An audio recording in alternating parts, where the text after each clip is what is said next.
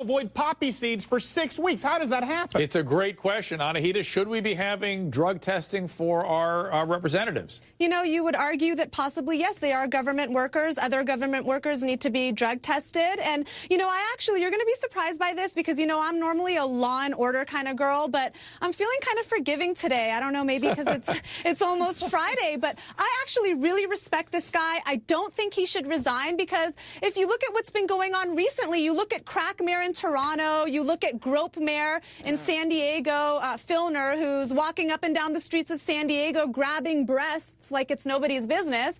At least this guy, he's admitting he has a problem. He's stepping down voluntarily, although it's temporarily. He's getting help, and I'd like to call him, you know, cocaine congressman, if that's okay. Oh, we will. That's on. Okay. Vanessa, what are your thoughts? But I respect him. I don't. Well, that's it, and that's for his constituents to decide. I think, you know, if his constituents decide that after a year or after rehab, hey, he's not good, then don't re-elect him. And Dr. Drew, he can always pursue a career in rap. He can go do a duet with Jay-Z. That's his second passion. Let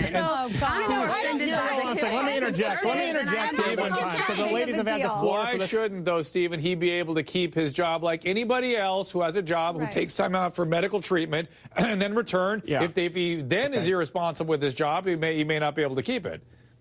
Between Stephen's imagery and Anahita's visual impressions of the mayor from San Diego, I may never get over this panel. I know. Let me see that again, Anahita. What did the mayor do? Groping women. I see. Groping women. Up and down the halls of San Diego City Hall. The grope mayor. All right, guys, thank you very much. We're going to switch. Back with us, Lynn, Anahita, Stephen, and Vanessa.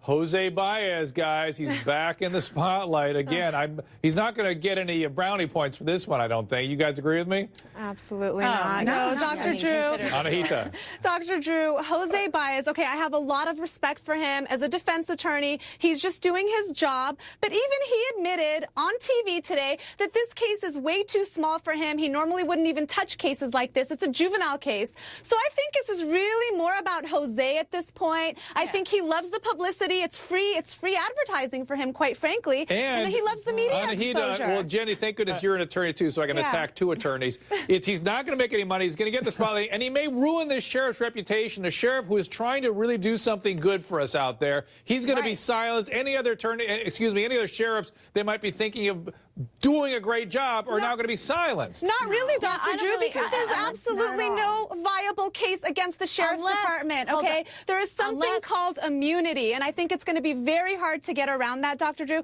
Again, I think this is just Jose Baez trying to get the media exposure, to get the attention. There's no lawsuit here. There's no case. Vanessa, you disagree with me? I do.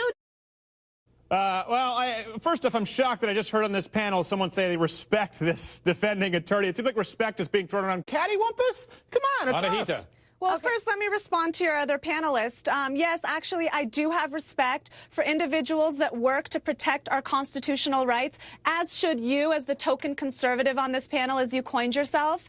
And Dr. Drew, back to accountability here. This whole case has had people talking about accountability. Maybe the parents of the bullies should be criminally liable for the actions of their kids. But I think what no one's talking about here, and I'm sorry I'm going to say this, is the accountability of Rebecca's own mother, the girl who unfortunately killed herself. Because, Dr. Drew, her mother knew that she was being tormented and harassed. She knew that this was taking place on Facebook, on social media, and yet she did absolutely nothing. No, it's not true, Anita. We spoke to this mom. I understand why you think that. Dr. Drew, Hang